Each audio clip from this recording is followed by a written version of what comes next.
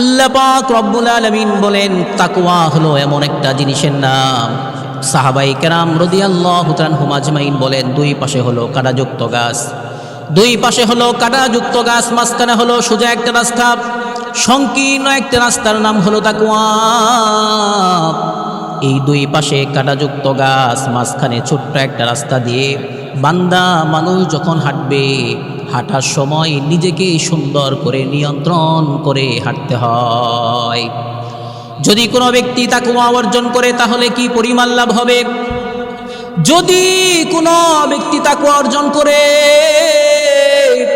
তাকওয়া অর্জন করলে সামান্য পরিমাণ লাভ হবে তা নয়, তা নয়। তাকওয়া অর্জন করলে অনেকগুলো লাভ হয়। তার মধ্যে এক নাম্বার লাভ হলো আল্লাহ পাক রব্বুল আলামিন মহাগ্রন্থ কোরআনে পাকের মধ্যে বলেন ওয়াত্তাকুল্লাহ ইন্নাল্লাহা গফুরুর রহিম। আল্লাহ পাক রব্বুল আলামিন বলে বান্দা ভালো করে শোনো, ভালো করে মনোযোগ দিয়ে শোনো। যদি কোনো ব্যক্তি তাকওয়া অর্জন করে, তাকওয়া অর্জন করলে এক নাম্বার লাভ হলো আল্লাহ পাক রব্বুল আলামিন ওই বান্দার জীবনের সব গুনাহ খাতাগুলো মাফ করে দেয়। আল্লাহ পাক রব্বুল আলামিন বলে বান্দা যদি তুমি তাকওয়া অর্জন করতে পারো তাহলে আমি আল্লাহ তাআলা তোমার জীবনের সব গুনাহ খাতাগুলো মাফ করে দেব। প্রশ্ন হতে পারে যদি কোনো ব্যক্তি তাকওয়া অর্জন করে তাহলে কবিরা গুনাহগুলো মাফ হবে কিনা? যদি কোনো ব্যক্তি তাকওয়া অর্জন করে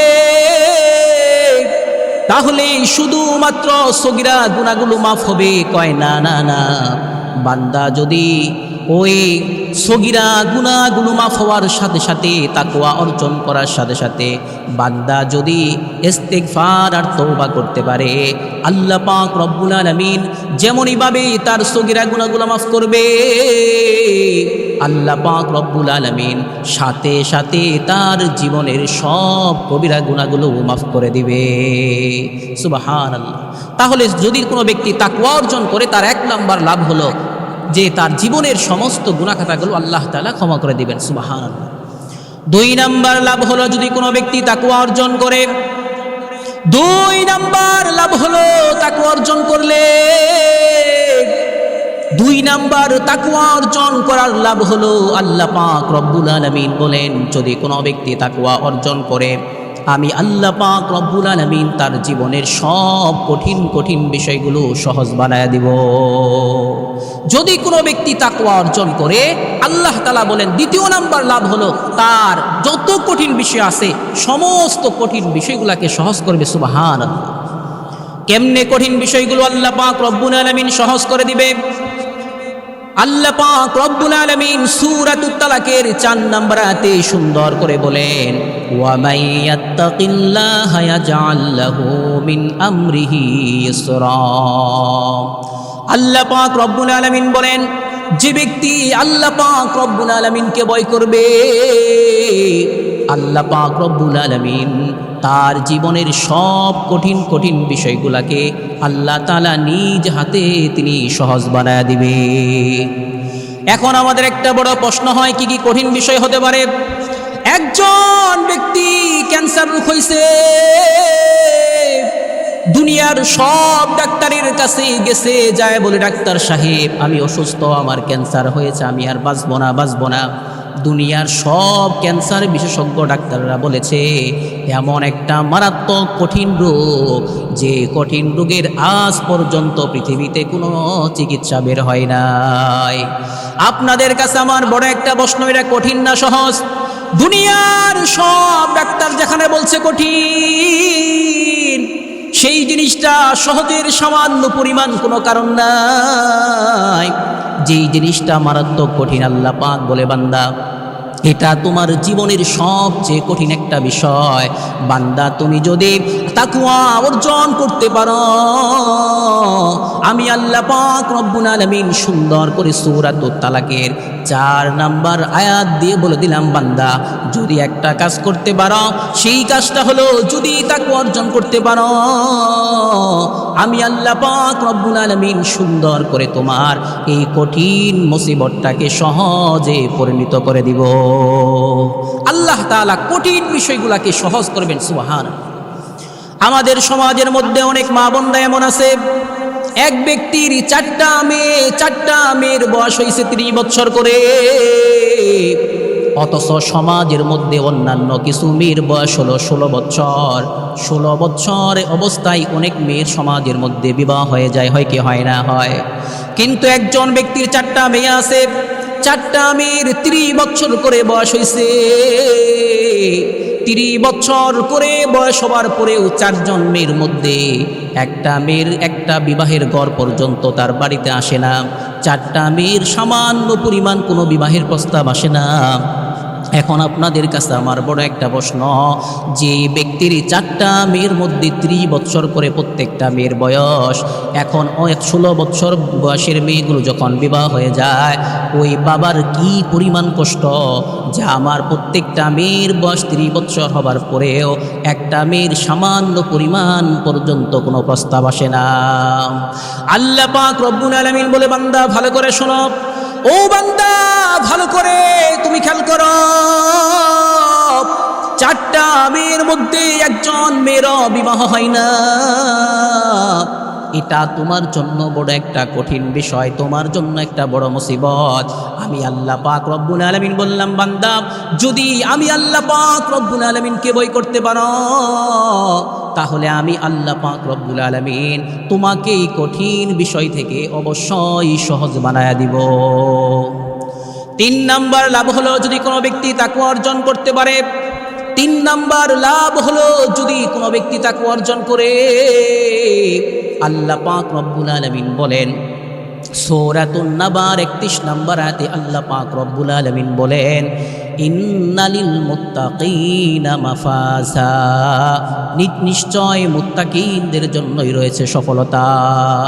আল্লাহ পাক রব্বুল আলামিন বলেন নিশ্চয় মুত্তাকিনদের জন্য রয়েছে সফলতা, অন্য কোনো ব্যক্তির কোনো সফলতা নেই। আজকে সামান্য যে ব্যক্তি একজন মেম্বার হয়, মেম্বার ব্যক্তি নিজের মনে মনে ভাবে, আহারে সমাজের ওর 5 নং ওয়ার্ডের একজন মেম্বার সাহেব হয়েছি, আমার মনে হয় জীবনটা সফলতায় অর্জন হয়েছে। আল্লাহ পাক বলে, না না না, একজন চেয়ারম্যান সাহেব চেয়ারম্যান হলে নিজেকে ধন্য মনে করে, সফলতা মনে করে। একজন এমপি সাহেব নিজেকে এমপি হলে ধন্য মনে করে। আল্লাহ পাক রব্বুল আলামিন বলে, এমপি সাহেব না না না, তুমি ধন্য হও নাই, সফলতা অর্জন করো নাই। একজন প্রতিমন্ত্রী যে হয় সে নিজেকে ধন্য মনে করে, একজন রাষ্ট্রপতি যে হয় নিজেকে ধন্য মনে করে। আহারে আল্লাহ পাক রব্বুল আলামিন বলে, মেম্বার সাহেব তুমি দুনিয়ার সামান্য পরিমাণ মেম্বার হতে পারো, এটা সফলতা নয়। একজন চেয়ারম্যান সাহেব বলে, চেয়ারম্যান হলে সেটা সফলতা না। আল্লাহ পাক রব্বুল আলামিন বলে, বান্দা মন্ত্রী হলা শুধু সফলতা না। যদি সফলতা অর্জন করতে চাও বান্দা, মন্ত্রী হওয়ার দরকার নাই, ম্যাজিস্ট্রেট হওয়ার দরকার নাই। দুনিয়ার সব জ্ঞান অর্জন করলেও তুমি মনে করো নিজেকে সফলতা অর্জন করেছ। আল্লাহ পাক রব্বুল আলামিন বলে, না না না, ইন্নালিল মুত্তাকিনা মাফাজা। আল্লাহ পাক রব্বুল আলামিন বলেন নিশ্চয় মুত্তাকিনদের জন্যই রয়েছে সফলতা। আল্লাহ পাক বলেন মেম্বার হলো সফলতা না, চেয়ারম্যান হলো সফলতা না। দুনিয়ার সব জ্ঞান গরিমা অর্জন করলা, তুমি মনে করেছো সফলতা অর্জন করেছো। আল্লাহ পাক সূরাতুন নাবার 31 নম্বর আয়াত দিয়ে বলে, কয় না না না, একটাও না। যদি কোনো ব্যক্তি আল্লাহ পাককে ভয় করে, ওই ব্যক্তি সফলতা অর্জন করছে, এছাড়া দুনিয়াতে আর কোনো ব্যক্তি সফলতা অর্জন করে না। 4th নাম্বার, যদি কোনো ব্যক্তি তাকওয়া অর্জন করে কি পরিমাণ লাভ হবে। 4th নাম্বার, যে ব্যক্তি তাকওয়া অর্জন করবে, আল্লাহ পাক রব্বুল আলামিন সূরাতুত তালাকের 3 নম্বর আয়াত দিয়ে সুন্দর করে বলে দেন। আল্লাহ পাক রব্বুল আলামিন বলেন, ওয়ায়ারযুকুহু মিন হাইসু লা ইয়াহতাসিব। সুবহানাল্লাহ। আল্লাহ পাক রব্বুল আলামিন সুন্দর করে বলে, যে ব্যক্তি আল্লাহ পাক রব্বুল আলামিনকে ভয় করবে, যে ব্যক্তি আল্লাহ পাক রব্বুল আলামিনকে ভয় করে, আল্লাহ পাক রব্বুল আলামিন বলেন তাকে বেগাইরে হিসাব আল্লাহ পাক তাকে রিজিকের ব্যবস্থা করে দিবে। আজকে আপনাদের কাছে আমার বড় একটা প্রশ্ন হয়, একটা বড় প্রশ্ন। একজন রিক্সা চালক ফজরের পরে সুন্দর করে যখন রিক্সা নিয়ে সমাজে বের হয়, তাকে যদি জিজ্ঞাসা করা হয়, ও রিক্সাওয়ালা ভাই, আপনি কেন সকাল থেকে নিয়ে সন্ধ্যা পর্যন্ত এত কষ্ট করেন, মেহনত করেন? ওই রিক্সা চালকওয়ালা সুন্দর করে জবাব দিবে, ও ভাই, আমি সুন্দর করে কষ্ট মেহনতের জন্যই করি, আমার পরিবারের সব সদস্যরা যেন সুন্দর করে দুমুঠো ভাত ভক্ষণ করতে পারে। একজন যে ব্যক্তি চাকরি করে, চাকরিওয়ালাকে যদি জিজ্ঞাসা করা হয়, ও চাকরিওয়ালা ভাই, আপনি কেন সকাল 9টা থেকে বিকাল 5টা পর্যন্ত ডিউটি করেন? ওই চাকরিওয়ালাও সুন্দর করে বলবে, আমি সকাল 9টা থেকে নিয়ে বিকাল 5টা পর্যন্ত মেহনত কেন করি? যাতে আমার পরিবারের সব সদস্যগুলো অন্যের কাছে দ্বারস্থ না হতে হয়, হাত পাততে না হয়, সুন্দর করে যেন আমার পরিবার সুন্দর করে যেন চলতে পারে। একজন যদি ভ্যান চালককে জিজ্ঞাসা করা হয়, ভ্যান চালকের একই কথা। যে ব্যক্তি ইমামতি করে, ওই ব্যক্তিকে যদি জিজ্ঞাসা করা হয়, ও ভাই, আপনি কেন সুন্দর করে শুক্রবারের দিন নামাজ পড়ান? একজন মুয়াজ্জিন সাহেবকে যদি জিজ্ঞাসা করা হয়, আপনি 5 ওয়াক্ত নামাজের কেন আযান দেন? অর্থাৎ দুনিয়ার সব কর্মচারী কর্মব্যস্ততার মধ্যে মানুষকে জিজ্ঞাসা করলে সমস্ত মানুষগুলো একটাই জবাব দিবে, আমি যেন সুন্দর করে দুমুঠো ভাত ভক্ষণ করতে পারি, আমার যেন সুন্দর করে রিজিকের ব্যবস্থা হয়, সন্তান যেন কারো দ্বারস্থ হতে না হয়। আল্লাহ পাক রব্বুল আলামিন বলে, বান্দা শোনো, যদি তুমি আমি আল্লাহ পাক রব্বুল আলামিনকে ভয় করতে পারো, আমি আল্লাহ পাক রব্বুল আলামিন কথা দিলাম, যে ব্যক্তি আমি মালিক আল্লাহ পাক রব্বুল আলামিনকে ভয় করবে, আমি আল্লাহ পাক রব্বুল আলামিন তাকে এমন ভাবে রিজিক দিব, সে কখনো কল্পনাও করতে পারবে না। প্রশ্ন করতে পারে না, হুজুর কল্পনা না করার অর্থ কি? কল্পনা না করার অর্থ হলো, একজন ফ্যামিলি যদি একদিনের খরচ 500 টাকা হয়, আল্লাহ পাক রব্বুল আলামিন বলে, আমি তাকে 500 টাকা রিজিকের ব্যবস্থা করব না।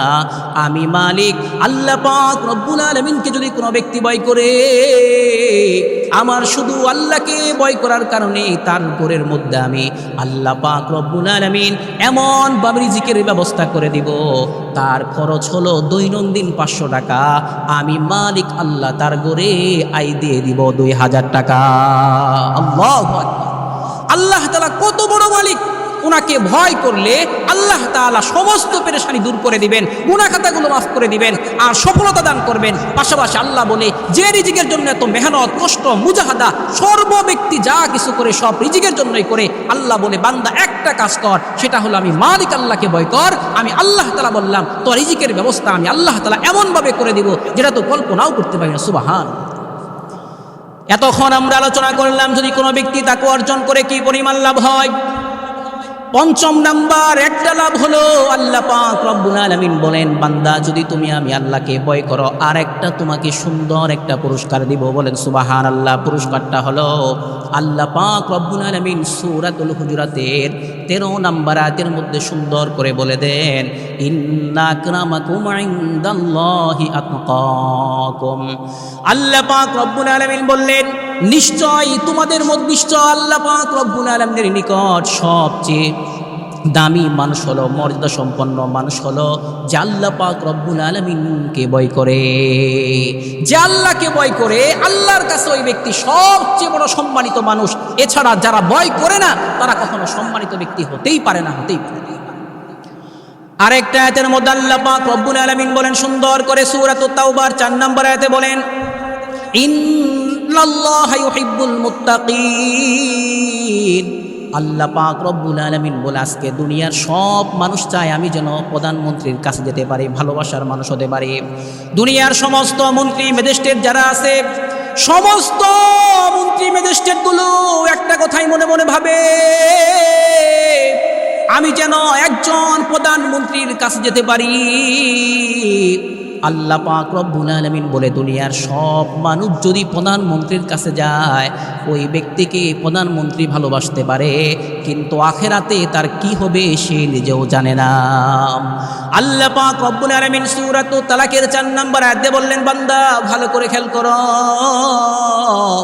যদি আল্লাহ পাক রব্বুল আলামিন শুধুমাত্র মুত্তাকিন ব্যক্তিদেরকে ভালোবাসেন, বলেন সুবহানাল্লাহ। অন্য কোনো ব্যক্তিকে আল্লাহ পাক রব্বুল আলামিন ভালোবাসেন না। যদি আল্লাহর ভালোবাসা চাইতে পারি, তাহলে দুনিয়া এবং আখিরাত যদি সুন্দর করতে চায়, তাহলে এক নাম্বার কাজ হলো সবাই আল্লাহকে ভয় করতে হবে।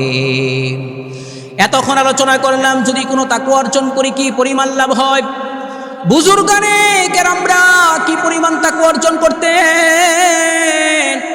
ইমামে আজম আবু হানিফা রাহমাতুল্লাহি আলাইহির তাকওয়া সম্পর্কে যদি আপনাদের সামনে আমি একটু আলোকপাত করি, বোঝা যাবে ইমামে আজম আবু হানিফা রাহমাতুল্লাহি আলাইহি কি পরিমাণ তাকওয়া অর্জন করতেন। তার ছোট্ট একটা কাপড়ের দোকান ছিল, তিনি ব্যবসা করতেন। ইমাম আজম আবু হানিফা রাহমাতুল্লাহি আলাইহি ব্যবসা কাজ পরিচালনা করতেছেন।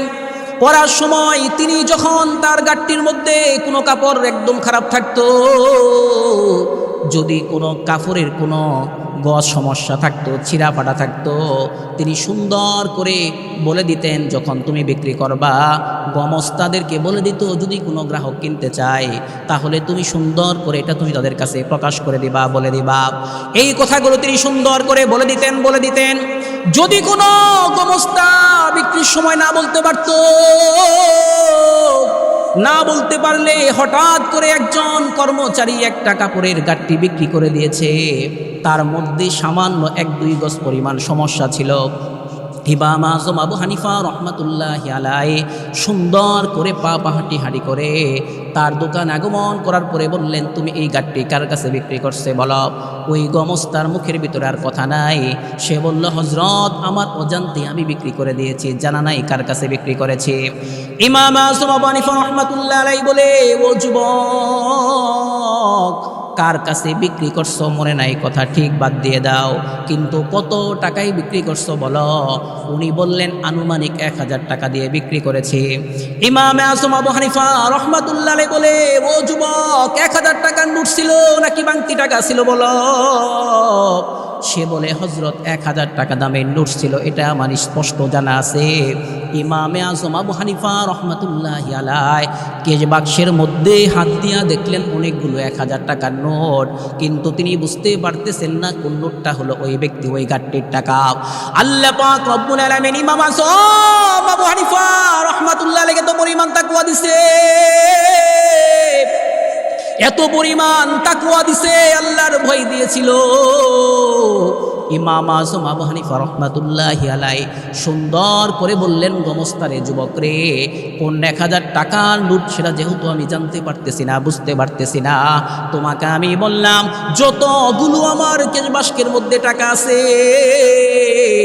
আহারে সব টাকাগুলো নিয়ে তুমি ফকির আর মিসকিনদের মাঝে তুমি ছড়ায়া দাও, সব সদ্গা করে দাও, জানা নাই আল্লাহ পাক যদি আমাকে ধরে ওই মুআজ্জম আবু হানিফা, তোমাকে আমি জগৎ বিখ্যাত আলেম বানিয়েছিলাম, তুমি সন্দেহের একটা মালের টাকা কেন রাখলা, এটার হিসাব আমি আল্লাহর কাছে দিয়ে কখনো যেতে পারবো না। আল্লাহ প্রিয় ভাইরা আমার, একদম ভালো করে চিন্তা করা দরকার। জগৎ বিখ্যাত আলেম মুআজ্জম আবু হানিফা এত বড় আলেম হবার পরেও সামান্য পরিমাণ 1000 টাকা সন্দেহ লেগেছিল, তার কারণে সব টাকা সদকা করে দিয়েছে। আখেরাত এত সোজা না, আখেরাত এত সোজা না। এজন্য আমাদের এখান থেকে বড় শিক্ষা নিতে হবে, আমরা যাতে করে সব সময় সন্দেহ জিনিস থেকে দূরে থাকতে পারি। 2 নাম্বার হলো ইমাম আজম আবু হানিফা রাহমাতুল্লাহি আলাইহি কেমন লোক ছিলেন। তিনার কাপড়ের দোকান ছিল, হঠাৎ করে একদিন আকাশ মেঘাচ্ছন্ন হয়ে যায়। আকাশ মেঘাচ্ছন্ন হয়ে যাওয়ার সাথে সাথে ইমাম আজম আবু হানিফা রাহমাতুল্লাহি আলাইহি সুন্দর করে তার সমস্ত দরজাগুলো জানালাগুলো লাগাই দিয়া একদম দোকান বন্ধ করে দিয়ে পা হাঁটি করে আর এক দোকানের সামনে দিয়ে যাচ্ছে। যাওয়ার সময় পাশের এক দোকানদার বলে, ওগো নুমান ইবনে সাবিত, ইমাম আজম আবু হানিফা রাহমাতুল্লাহি আলাইহির নাম ছিল নুমান ইবনে সাবিত।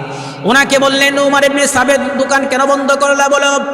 ইমাম আজম আবু হানিফা রাহমাতুল্লাহি আলাইহি বলো, ভাই আহারে তাকায়া দেখো না আসমানের মধ্যে কি পরিমাণ মেঘ জমছে,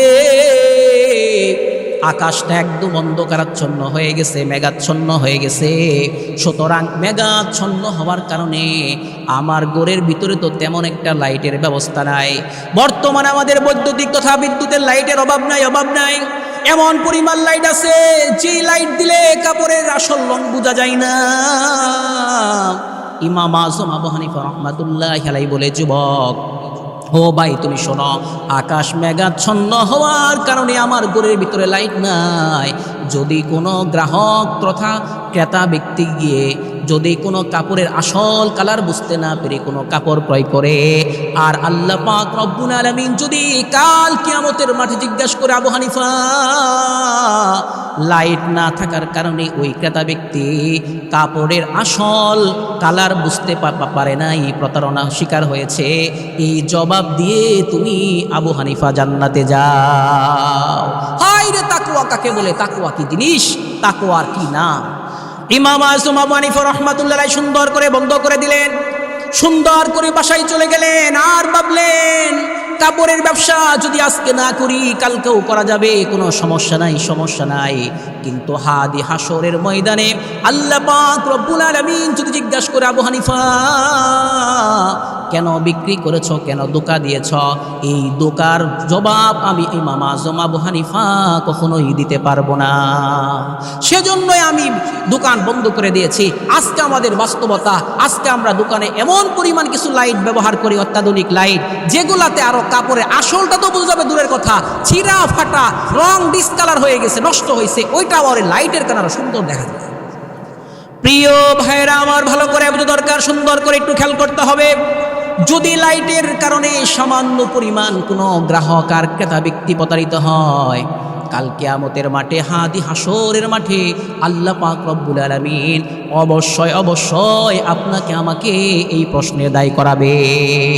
এই প্রশ্নের জবাব যদি দিতে পারি তাহলে তো ভালো, আর যদি দিতে না পারি তাহলে প্রত্যেকটা কাপড়ের দোকানওয়ালা ইমাম আযম আবু হানিফা রাহমাতুল্লাহ আলাইহি বলেন, এখান থেকে বড় বড় শিক্ষা নিতে হবে। যে ব্যবসা করি না কেন, প্রত্যেকটা ব্যবসার মধ্যে যেন আমার সামান্য পরিমাণ কোনো ধোঁকাবাজি না হয়। আজকে যারা মরিচের ব্যবসা করে, ভিতরে লক্ষ্য করলে দেখা যায় মরিচের গুঁড়ার কত মরিচ কই, ভুট্টা পচা ভুট্টাগুলো গুঁড়া করে মরিচের গুঁড়ার মধ্যে ঢুকায় দিচ্ছে, এজন্য প্রতারিত হচ্ছে। সুতরাং সবার কাছে অনুরোধ করে বলবো, আল্লাহ পাক রব্বুল আলামিন যেন আমাদেরকে ধোঁকা প্রতারিত হওয়ার থেকে হেফাজত করেন, এবং এক আল্লাহকে সুন্দর করে আমরা যেন ভয় করতে পারি, এবং আল্লাহর ভয় নিয়ে যেন আমরা মৃত্যুবরণ করতে পারি, সেই তৌফিক আল্লাহ পাক সবাইকে দান করুন। আমিন।